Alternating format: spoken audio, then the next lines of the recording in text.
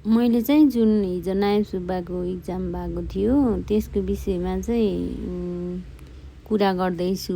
यो चाहिँ मेरो साथीहरू बहिनीहरू र जुन मसित रेगुलर कन्ट्याक्टमा हुनुहुन्छ र सँगै पढ्नुभएको बहिनीहरूले पनि त्यो नासुको इक्जाम दिनुभएको हो। अनि उहाँहरूलाई एज अ होल सोद्धाखेरि चाहिँ एक्जाम ठिकै भयो भन्ने, न पुरै सन्तुष्ट न असन्तुष्ट टाइपको अभिव्यक्ति दिनुभयो। कसैले चाहिँ बिग्रियो पनि भन्नुभयो। अनि कोही हुनुहुन्थ्यो क्वेसन चाहिँ सजिलो भनेर भन्नुभयो होला, उहाँहरूलाई सजिलो लाग्यो होला।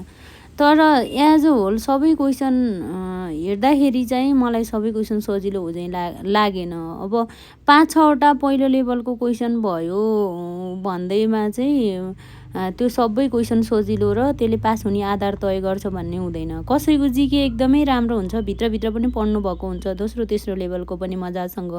कसैको आइक्यू स्ट्रङ हुन्छ र जिकेमा कम मेहनत गर्नुहुन्छ अनि आइक्यू राम्रोसँग 20वटामा 16-17वटा जति मिलाउनुहुन्छ। अनि जति जाने पनि भित्र एकदमै कन्फिडेन्ट नै भएर गए पनि भित्र गएर के हुन्छ त्यो एक्जाम भन्ने त्यस्तै नै हो। जति जान्नेको पनि बिग्रिन्छ।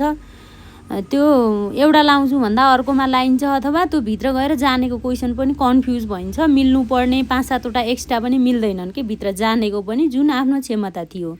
अब परीक्षा भनेको त्यस्तै हो। त्यही भएर जो साथीको राम्रो भएको छ त्यो त एकदमै राम्रो भयो।